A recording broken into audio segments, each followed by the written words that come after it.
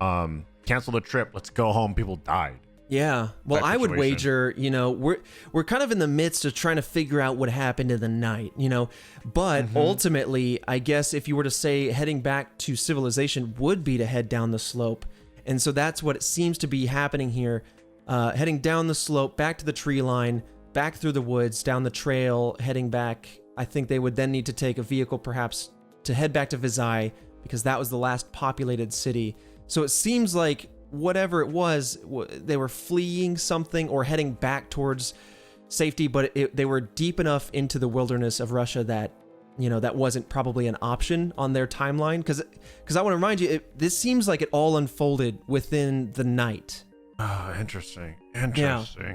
Okay, yeah, no, that's very important. So just again, because I know this might be a little confusing, we have the 2 bodies at the tree line and 3 bodies a little bit scattered, slightly up slope. So with reference to those 3 bodies, other than one of them having a small skull fracture, there were no signs of physical injury found on these bodies, and leading medical examiners believed that they had died of hypothermia and that was the main cause of death. Hypothermia being that they succumbed to the cold. Mm-hmm. So I do want to pin the fact that one of them had a small skull fracture. Medical experts seem to lean away from this as being the primary cause of death. Maybe this is something that happened after the fact, because there have been many days since these bodies had come to rest there that, maybe it was animals that found the body, maybe it was something else. But I do find it very fishy, personally, that there's a small skull fracture there, and most sources seem to kind of neglect that piece. But I don't know if we'll come back to it necessarily, but I do want to pin it as an interesting tidbit. Now, you might be asking yourself, okay, well, that accounts for 5 of the 9 hikers. Well, it wasn't for another 2 full months that the other bodies were found. So flash forward to May 5th. What? The last 4 bodies were found in a ravine about 250 feet or 75 meters further into the woods, and they were under 13 feet or 4 meters of snow.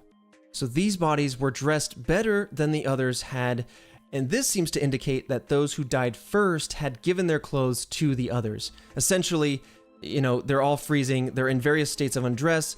These individuals at the campsite, or at the fire, I should say, the remains of the campfire, had passed away. They respectfully turned them over, but then took their jackets, their gloves, whatever they might have had on them in order to better, protect themselves against the cold. And that seems to be what had happened here. 3 of these 4 bodies had fatal injuries, though. Now, this is something that I found very, very interesting. One of them had major skull damage, and the other 2 had major chest fractures. And according to medical professionals, the force necessary to cause these types of injuries is equatable to that of a car crash. What? And I don't know, of any human beings outside of maybe Dwayne "The Rock" Johnson who can dish out some sort of physical blow equatable to a car crash. The Rock to be like, you want to know what a car crash feels like? Jesus.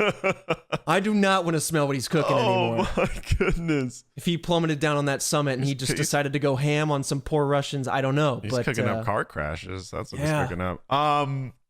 Yeah, I was going to say, okay, so then somebody from the group killed somebody else. Well, hold on. Let me tickle your spine a little more here. All right. There were no external wounds